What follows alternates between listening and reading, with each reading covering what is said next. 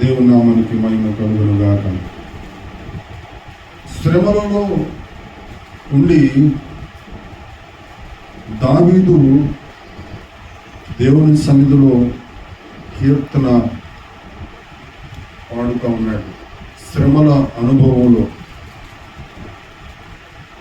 సర్వలోక నివాసులారా దేవుని గురించి సంతోష గీతము పాడుడి, ఆయన నామ ప్రభావము కీర్తించుడి, ఆయనకు ప్రభావము ఆరోపించి ఆయనను స్తోత్రించుడి.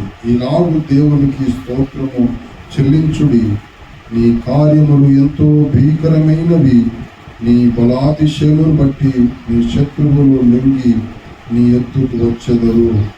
సర్వలోకము నీకు నమస్కరించి నిన్ను కీర్తించును, నీ నామమును బట్టి నిన్ను కీర్తించును. దేవుని ఆశ్చర్య కార్యములను చూడరండి, నరుల ఎడల ఆయన జరిగించు కార్యములను చూడగా ఆయన భీకరుడై ఉన్నాడు. ఆయన సముద్రమును ఎండిన భూమిగా చేసెను, జనులు కాలినడకనే దాటిరి, అక్కడ ఆయన యందు మేము సంతోషించితిమి.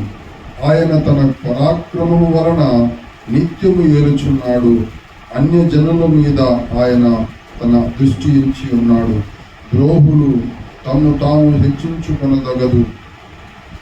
జనములారా మా దేవుని సన్నిధించుడి, గొప్ప స్వరముతో ఆయన కీర్తి వినిపించుడి. జీవప్రాప్తులనుగా మమ్మను కలుగజేయువాడు ఆయనే, ఆయన మా పాదములు కదలనీయడు.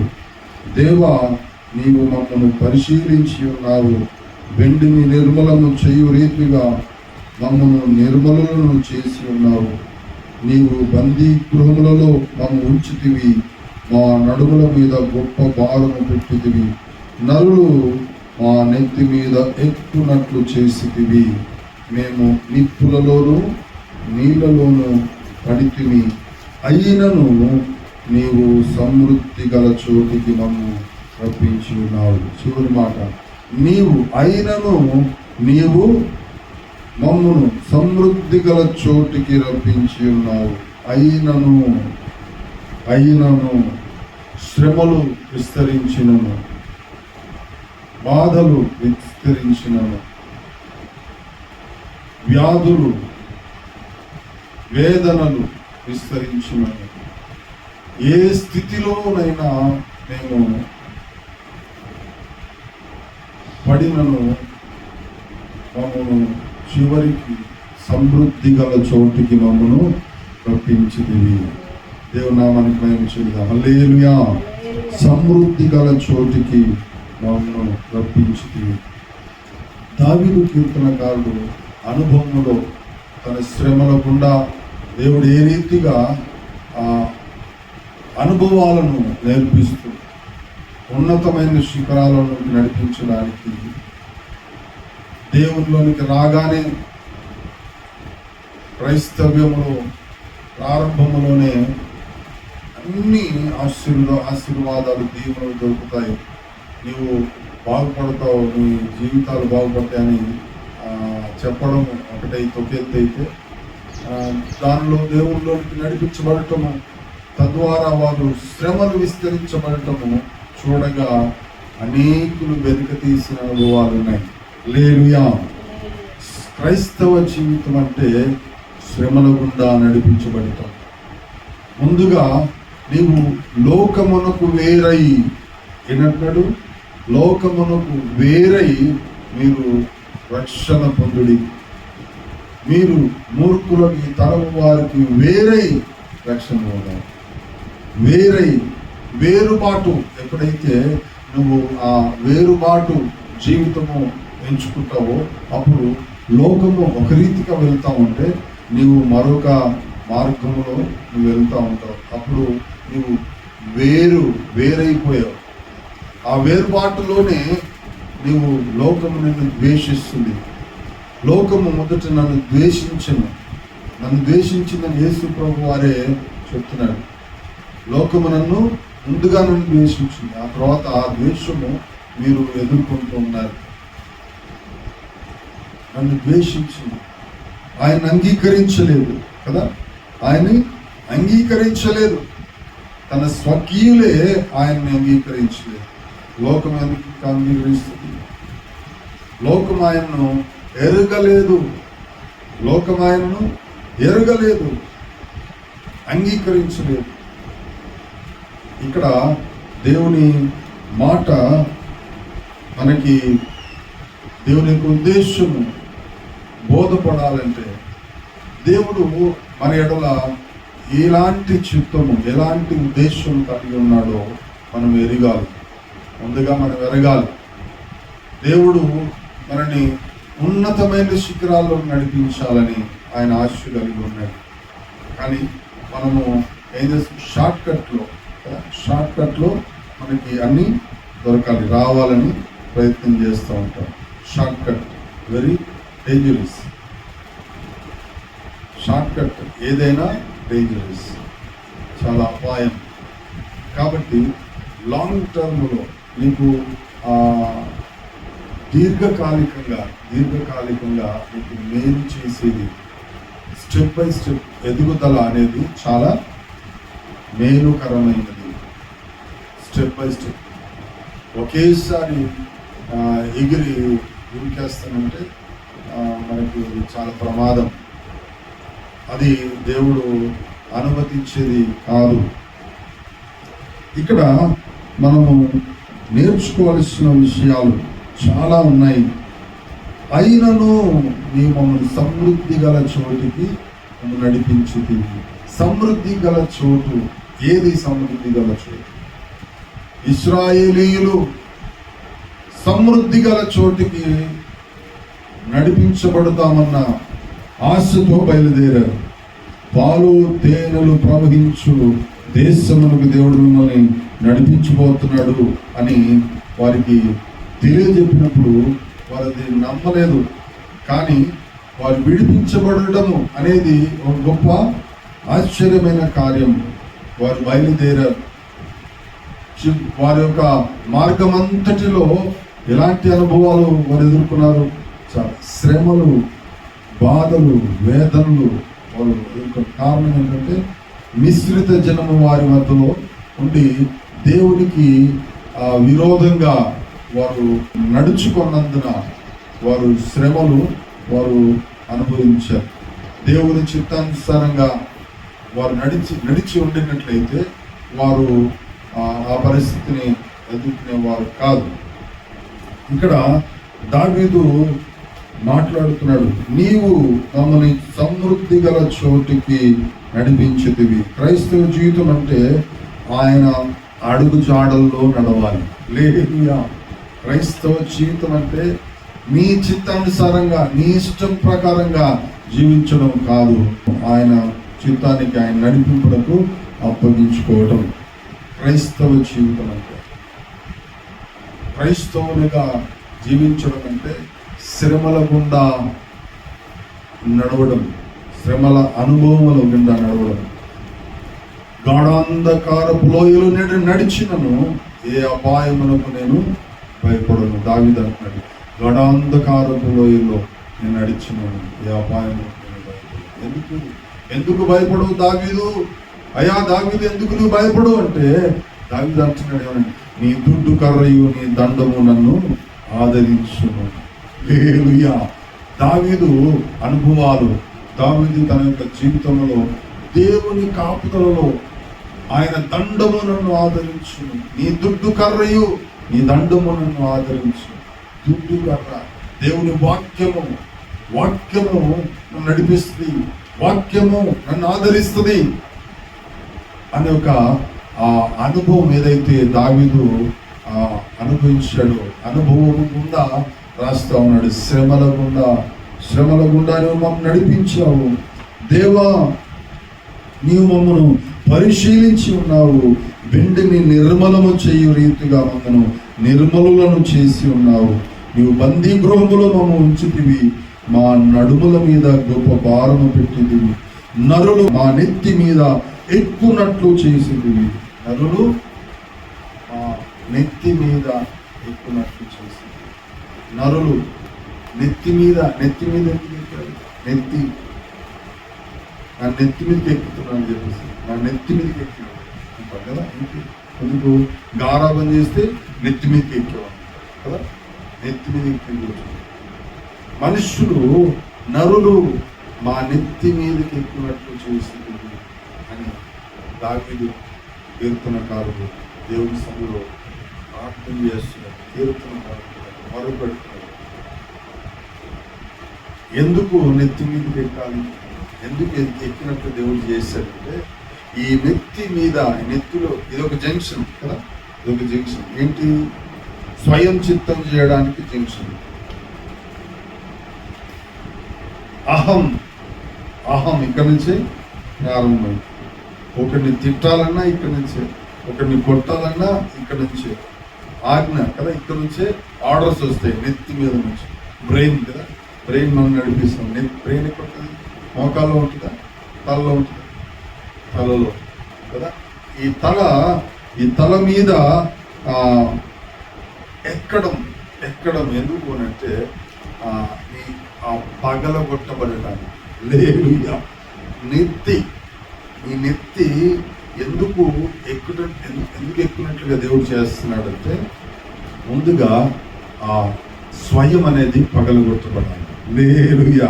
నీ స్వయ చిత్తం ఏదైతే ఉందో అది పగలగొట్టబడటానికి దేవుడే అనుమతిస్తున్నాడు.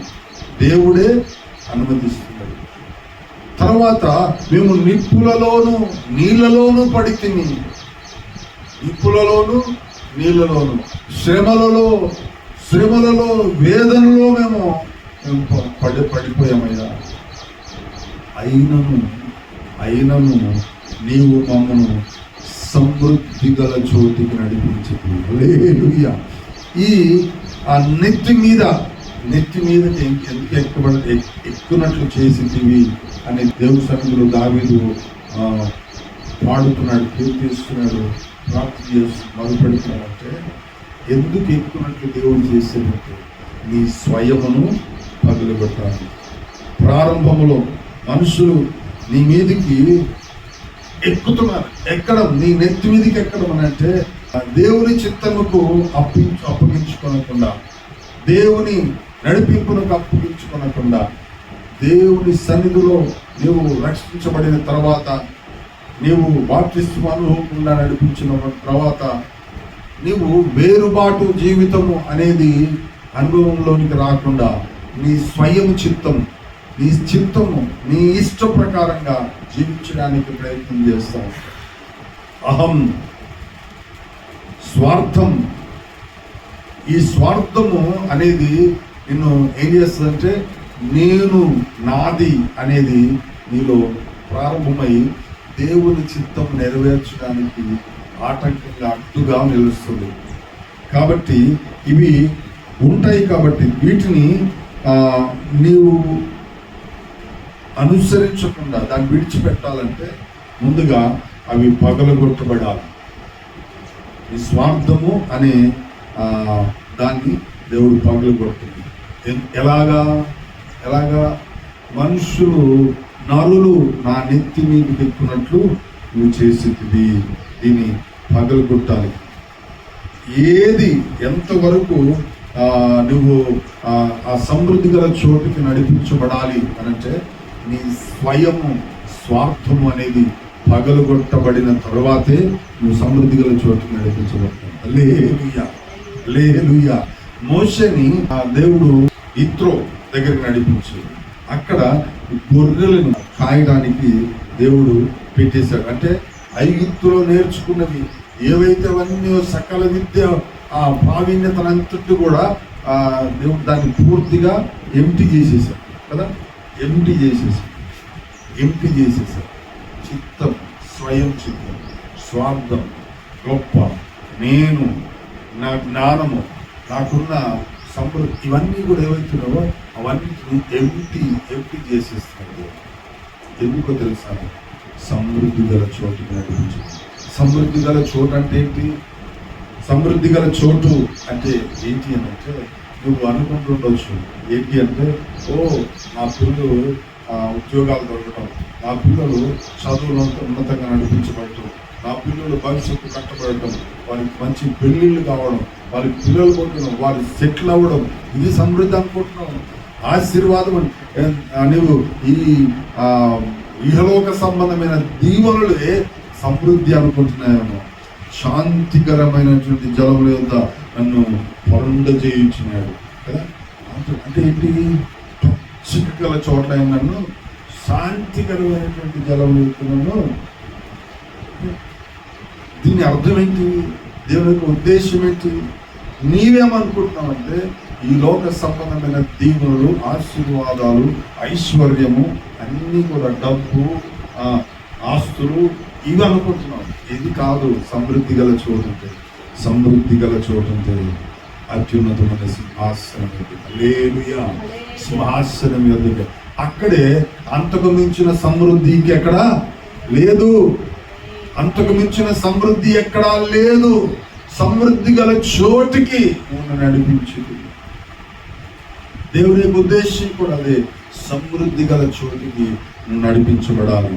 సమృద్ధి అంటే అదొక ఆత్మీయ సమృద్ధి, ఆత్మీయ సమృద్ధి కలిగినటువంటి చోటు.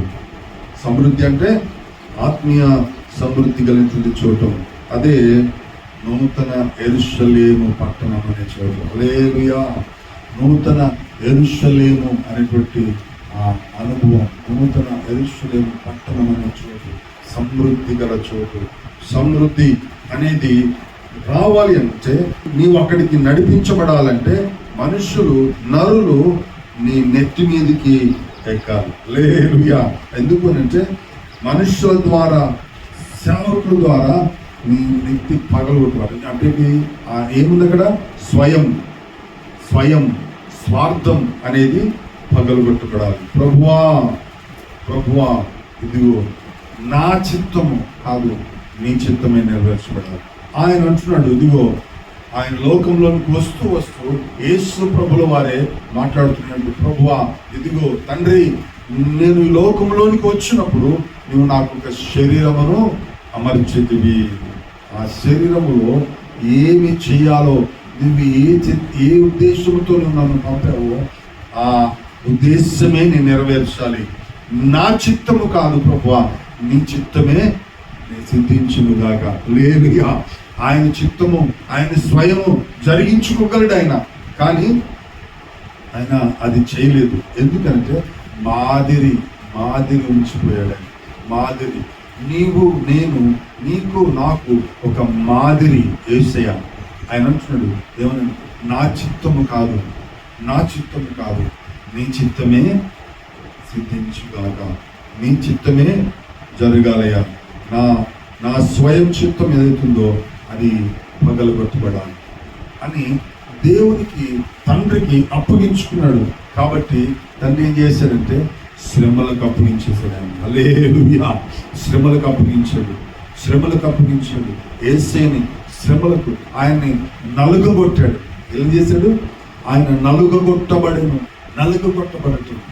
నీవు ఉన్నతమైన అనుభవంలోనికి వెళ్ళాలంటే నలుగగొట్టబడే అనుభవంలోనికి వెళ్ళాలి. హల్లెలూయా. నలుగగొట్టబడాలి. ఆయన తన చిత్తము ఆయన నెరవేర్చుకోలేదు. ఆయన అంటున్నాడు, తండ్రి నీ చిత్తమే జరుగునుగా, నీ చిత్తమే సిద్ధించునుగా. నా చిత్తం కాదు, నా ఇష్టం కాదు, నా స్వయం కాదు, నాది ఏది జరగకూడదు. నీ ఉద్దేశమే, నీ చిత్తమే నాలో, నా పైన, నా జీవితంలో జరగాలని అప్పగించుకున్నాడు. ఇశ్రాయేల్ గురించి దేవుడు మాట్లాడుతున్నాడు. వీరు లోబడలని ప్రజలు అంటున్నాడు. హల్లెలూయా. ఇశ్రాయేల్ గురించి ఈ రోజున ఆత్మీయ ఇశ్రాయేల్గా పిలువబడుతున్న మనము దేవుని సన్నిధిలో అన్ని మనం పిలువబడ్డాం, మనం ఎన్నుకోబడ్డాము, మనము వేరు చేయబడ్డాము లోకంలో నుంచి, రక్షణ అనుభవం ఉంది. అయినా ఏమంటున్నాడంటే వీరు లోబడనొల్లని ప్రజలు. లోబడాలి దేనికంటే ఆయన చిత్తానికి లోబడాలి. హల్లెలూయా. ఆయన నడిపింపునకు లోబడాలి. ఆయన చిత్తమునకు లోబడకపోతే నీవు సమృద్ధి గల చోటుకి నువ్వు రాలేవు. సమృద్ధి గల చోటు నూతన యెరూషలేము పట్టణం. హల్లెలూయా, హల్లెలూయా. సమృద్ధి గల చోటు, సింహాసనం. అక్కడికి నువ్వు రాలేవు. నువ్వు అక్కడికి రావాలంటే నీలో స్వయం చిత్తాన్ని పగలగొట్టాలి.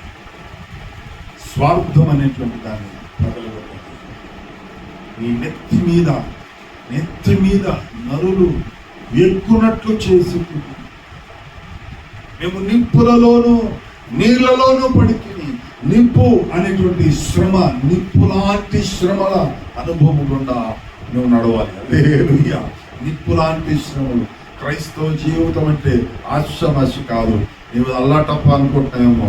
క్రైస్తవ జీవితం అంటే శ్రమల గుండా నడవడం. హల్లెలూయా. ఇదిగో సువర్ణము, శుద్ధ బంగారం ఏంటి? బంగారము నిప్పులే వేయబడకపోతే సువర్ణము శుద్ధి చేయబడదు. శుద్ధి సువర్ణము, దానికి వాల్యూ ఎక్కువ. రా మెటీరియల్ గా ఉన్నటువంటి బంగారాన్ని ఏం చేస్తారు? నిప్పులో వేస్తారు కదా. నిప్పుల కొలిమిలో దాన్ని వేసి దాన్ని మస్టు తొలగించేస్తారు. దానిపైన మట్టి, మలినం, మస్టు దాన్ని తీసివేసిన తర్వాత అది ప్యూర్ గోల్డ్ అవుతుంది. ప్యూర్ గోల్డ్ కదా, శుద్ధ సువర్ణంగా మార్చబడుతుంది. Valuable, the most valuable. ఈ లోకంలో అత్యధికంగా అమ్మబడుతున్న మేలిమి బంగారము ఈ రోజులో చాలా వాల్యుబుల్గా మనము చూస్తూ ఉన్నాము. అలాంటి వ్యక్తులుగా మనం మార్చబడాలి. హల్లెలూయా. మస్టు, మట్టి, మలినం ఇవన్నీ తీసివేయబడాలి. ఈ స్వార్థం అనే మస్టు, స్వయం చిత్తం జరిగించుకున్న మలినం ఇవన్నీ తీసివేయబడాలి. ఎప్పుడవుతుంది? కొలిమిలో వేయబడితే. హల్లెలూయా. శ్రమలు అనేటువంటి కొలిమిలో వేయబడినప్పుడే నీవు శుద్ధ సువర్ణంగా మార్చబడతావు. హల్లెలూయా. నీవు ఒక పరిశుద్ధమైన జనముగా నువ్వు మార్చబడి నిష్కలంకమైనటువంటి వ్యక్తులుగా, మత్స, డాగు అట్టిది మరి ఏది లేకుండా ఆయన ఎదుట నన్ను నిలవబెట్టుకోవాలన్నదే ఆయన ఉద్దేశం. హల్లెలూయా. ఆయన ఎదుట ఆయన ఇప్పుడు ఎక్కడున్నాడు? తండ్రి కుడిపార్శ్వం మీద ఆసీనుడై ఉన్నాడు. హల్లెలూయా. ఆయన సింహాసనమందు ఆసీనుడై ఆయన ఎదుట నన్ను ఒక మహిమగల వ్యక్తిగా, మహిమగల సంఘముగా మార్చాలనేది దేవుని ఉద్దేశం. ఎలాగంటే నీవు నీ స్వార్థము, నీ స్వయం చిత్తము, నీ ఇష్టము, నీ స్వయం ఆలోచన, నీకున్నటువంటి ఏవైతే నీ ఇష్ట ప్రకారం జీవించాలని చూస్తున్నావో అవన్నీ కొట్టివేయబడాలి. దేవుని చిత్తానికి అప్పగించుకోవాలి. ఆయన ఎప్పుడైతే అప్పగించుకున్నాడో, తండ్రి ఇదిగో నీ చేతికి నేను అప్పగించుకుంటున్నాను. హల్లెలూయా. ఆయన చిత్తానికి అప్పగించుకున్నాడు. శ్రమల గుండా ఎప్పుడైతే ఆయన అలాగ అప్పగించుకున్నాడో, నలగగొట్టబడ్డాడో, ఎప్పుడైతే ఆయన శ్రమల అనుభవంలో గుండా వెళ్ళాడో, తన ప్రాణము పెట్టుకుంటూ తన రక్తమును దారపోసి నీకై నాకై నిన్ను విడిపించడానికి ఆయన అంతగా ఒక మానవాళిని, నన్ను విడిపించడానికి, పాపములో నుంచి, శాపములో నుంచి మనం విడిపించడానికి, ఆ పాప బంధకం నుంచి విడిపించడానికి, సాతాను బంధకం నుంచి విడిపించడానికి ఆయన శ్రమ అనే కొలిమిలో వేయబడ్డాడు. హల్లెలూయా. శ్రమ అనే కొలిమిలో వేయబడ్డాడు. నన్ను విడిపించడానికి ఆయన తన ప్రాణమును క్రయధనముగా తన రక్తము బాణార్పణంగా పోయబడ్డాడు. నిన్ను విడిపించడానికి వెలగా ఇచ్చి ఆయన ప్రాణమును వెలగా ఇచ్చి నన్ను కొన్నాడు, విడిపించాడు. ఇది ఆయన తండ్రికి అప్పగించుకుని ఇది ఆయన తనను తాను అప్పగించుకున్నందున దేవుని చిత్తం నెరవేర్చబడి. హల్లెలూయా. దేవుని చిత్తం నెరవేర్చబడాలంటే నీవు దేవుని చేతికి అప్పగించుకో. ఎప్పుడైతే అప్పగించుకున్నాడో దేవుని చిత్తం నెరవేర్చబడిందో, దేవుని చిత్తం సంపూర్తిగా చేసి ముగించి తిని, నీవు నాకు అప్పగించిన పనిని నేను చేసి ముగించి తిని అని అంటున్నాడు ఆయన. ఆ తర్వాత ఏం జరిగింది? ఆయన జరిగించిన కార్యమంతటిని బట్టి ఆయన్ని సమృద్ధి గల చోటుగా నడిపించాడు ఆయన. హల్లెలూయా. తండ్రి కుడి పార్శ్వమున ఆసీనుడు అవుటకు సింహాసనం ఎందుకు నడిపించాడు? ఆయన మరలా రాను ఉన్నాడు. ఆయన అంటున్నాడు, నేనుండు చోటున మీరును ఉండులాగున మిమ్మల్ని నేను మరలా వచ్చి నేను మిమ్మల్ని తీసుకుని వెళ్తాను. అయితే అప్పటి వరకు మీరు సిద్ధపడాలి. లేదుగా సిద్ధపాటు అనుభవం నువ్వు కలిగి ఉండాలి. సిద్ధపాటు అనుభవం నువ్వు కలిగి ఉండాలి. ఆయన అప్పగించిన పని, అప్పగించిన దాన్ని నువ్వు గట్టిగా పట్టుకోవాలి. లేదుగా నువ్వు గట్టిగా పట్టుకోవాలి.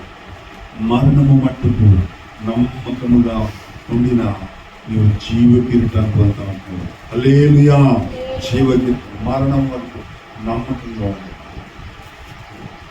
ఈ లోకంలో నిన్ను వేరు చేసేది కేవలం మరణం మాత్రమే. హల్లెలూయా. మనము వివాహ సమయంలో భార్య భర్తలు ఇద్దరు కూడా ప్రమాణం చేశారు, మరణము మనని వేరు చేయనంత మటుకు. హల్లెలూయా. వేరు చేసేది మరణమే. అప్పటి వరకు కూడా నువ్వు నమ్మకంగా ఉండు. దేవుని పనిలో, దేవుని కొరకు జీవించడంలో నమ్మకంగా ఉండాలి. అబ్రహాము కూడా చాలాసార్లు తన సొంత చిత్తము నెరవేర్చుకుంటూ సాగి వెళ్ళాడు. పిలిచాడు, సరే పిలిచాడు, కరెక్టే. ఆయన పిలిచాడు, పిలగానే లోబడ్డాడు, కరెక్టే. కానీ దేవుని చిత్తం చేయడానికి ఆయన చేయలేదు. తన స్వచిత్తం చేయడానికి ప్రయత్నం చేశాడు. నిన్ను పిలిచాడు, నీ బంధువులు పిలవలేదు. నిన్ను పిలిచాడు, నీ అన్న కొడుకుని పిలవలే. నిన్ను పిలిచాడు, నీ ఇంటి వారిని పిలవలే. ఏమన్నాడు? నీ స్వజనమును, నీ ఇంటి వారిని, నీ బంధువులను, రక్తబంధువులు విడిచిపెట్టి నేను చూపించు దేశంలో ప్రయాణం. హల్లెలూయా. ఏం చేశాడు? లోతు ఎండబెట్టుకొని పోతున్నాడు. అన్న కొడుకుని కదా, తన అన్న కొడుకు ఎండబెట్టుకొని పోతున్నాడు. అది దేవుని చిత్తం, స్వచిత్తం. నువ్వు అనుకుంటావు, నువ్వు ఏదైతే దేవుడు చెప్పాడో దానికి ఇంకోటి కలుపుకొని నువ్వు వెళ్తూ ఉంటావు. ఇది కూడా దేవుని చిత్తమే కాదు. దేవుడు ఏదైతే చెప్పాడో అదే నువ్వు చేయాలి. హల్లెలూయా. అది కాక మరొకటి నువ్వు చేస్తున్నావు అంటే నీ స్వచిత్తం, నీ స్వార్థం ఏమైతే ఉన్నా అవి విడిచిపెట్టే. లేకపోతే ఏం చేశాడు దేవుడు? కొంత ముందుకు వెళ్తుండగా వారు విస్తరించినందున అబ్రహాము కాపరులకు, లోతు కాపరులకు జగడం పుట్టింది. అక్కడ వారు వేరైపోయారు. హల్లెలూయా. వేరు చేసేసారు. దేవుడు ఏం చేస్తున్నాడు? పగల కొడతాడు. అవసరం ఉంది పగలగొట్టి వేరు చేస్తాడు. పగలగొట్టి వేరు చేసేసి ఇంకొంచెం ముందుకు వెళ్తుండగా దేవుని చిత్తం, ఇదిగో నిశ్చయముగా మీదటికి నీ భార్య, నీ కౌగిల్లో నీకు కుమారుడు ఉంటాడు అని వాగ్దానం దేవుడు చేస్తే, సమయం లేట్ అయిపోతున్నారు. దేవుడు చెప్పాడు కదా, ఏదో అయితే అని చెప్పి ఆగరు ద్వారా కుమారుని కానీ. ఆ దేవుడి చిత్తం కాదు. స్వచిత్తం, స్వార్థం, సొంత ఆలోచనతో ముందుకు పోతే ఏమైంది? అప్పుడు పుట్టింది ఇప్పుడు కూడా తెగట్ట గొడవ. అప్పుడు ప్రారంభమైంది, ఇప్పుడు కూడా ఇంకా రగులుతానే ఉంది. అనవసరంగా సొంత ఆలోచనలు తెలితే ఎడతెగని శ్రమ, ఎడతెగని వేదన ఉంటుంది. సొంత ఆలోచన. దేవుడు ఏం చేస్తాడు? కొంత దూరం అయిన తర్వాత ఇది కాదు, ఇది కాదు నేను వాగ్దానం చేసింది, పంపించాయి. విడగొట్టేసాడు దేవుడు, విడగొట్టేసి పగల కొట్టాడు, విడగొట్టేస్తాడు. నో, దేవుని చిత్తము ఏదైతే ఆయన చెప్తున్నాడో అదే చేయాలి. నీ సొంతం కలుపుకొని సొంత కవిత్వం ఏది చేయకూడదు. దేవుని సన్నిధిలో అలాగున మనము దేవుని సన్నిధిలో ఆ శ్రమలు విస్తరిస్తూ ఉండగా ఇదిగో ఒకసారి చూద్దాం మాట 12 వచనం చూద్దాం. నరులు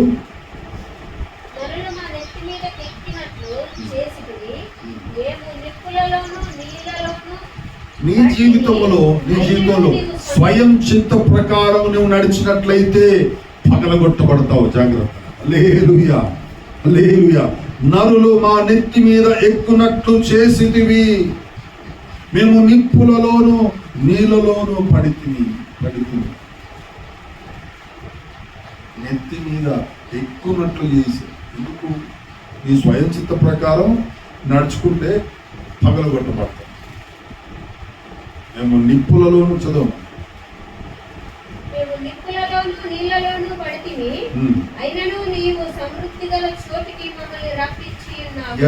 చివరిగా సమృద్ధి గల చోటికి నడిపిస్తున్నాం. హల్లెలూయా.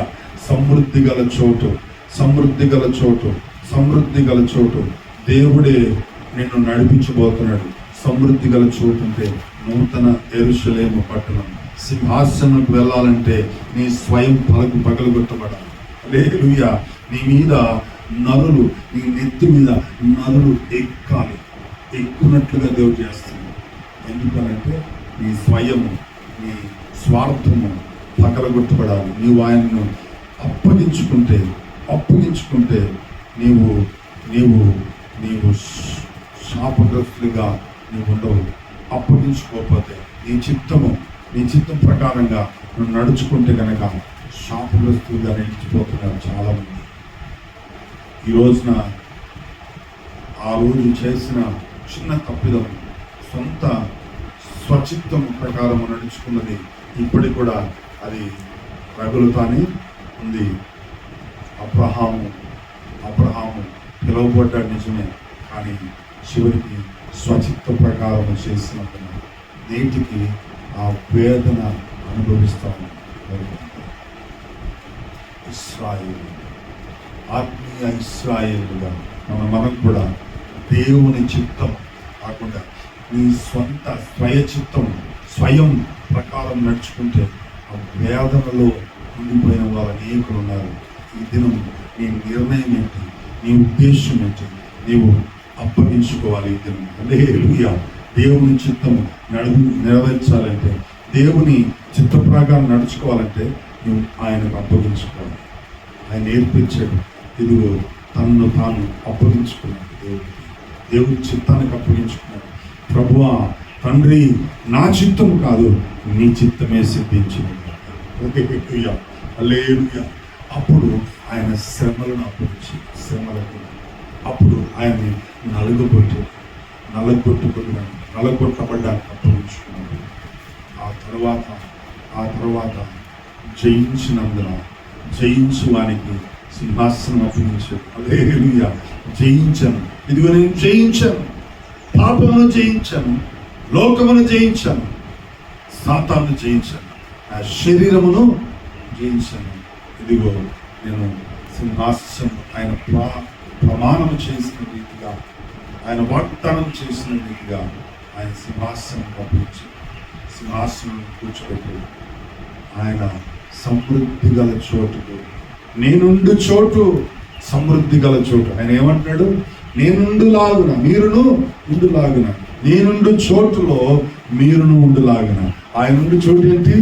సమృద్ధి గల చోటు. హల్లెలూయా. సమృద్ధి గల చోటుకు నీవు మమ్మల్ని నడిపించేదివి. అయినను సమృద్ధి గల చోటుకి నువ్వు మమ్మల్ని నడిపించేది. సమృద్ధి గల చోటులను నడిపించబడాలని ఆశపడుతున్నావా? రండి, తలలోచుగా ప్రార్థించుకుందాం. అప్పగించుకున్నాం, దేవుని చిత్తానికి అప్పగించుకున్నాం.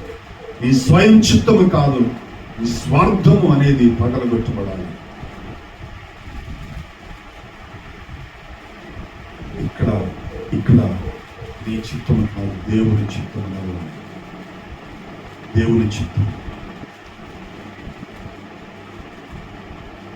ఉన్నతమైనటువంటి అనుభవాల గుండా నువ్వు వెళ్ళాలి అంటే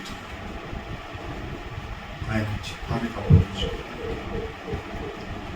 సమృద్ధి గల చోటులో నువ్వు నడిపించబడాలంటే అదే నూతన యెరూషలేము పట్టణం, అదే సింహాసనం, సమృద్ధి గల చోటు, ఆయన ఉండు చోటు, ఆయన ఉండు చోటు, నేనుండు చోటులో మీరును ఉండులాగిన నేను మరలా వచనంలో తీసుకువెళ్తాను.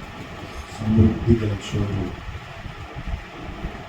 అక్కడికి మన నిరీక్షణ, అక్కడికి వెళ్ళడానికి మనకున్న నిరీక్షణ మనం కలిగి ఉన్నాం కదా.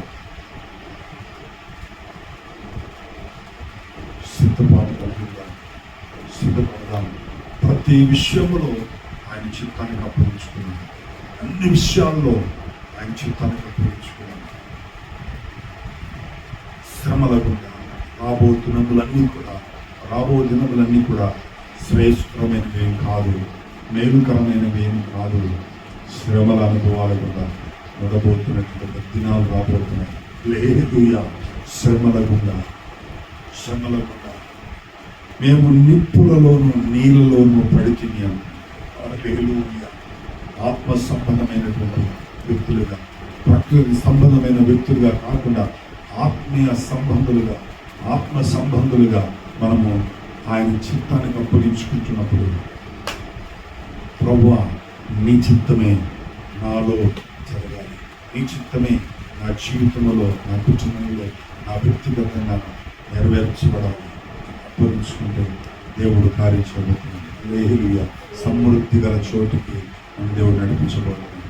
రండి, తల్లి వచ్చిన ప్రార్థించండి.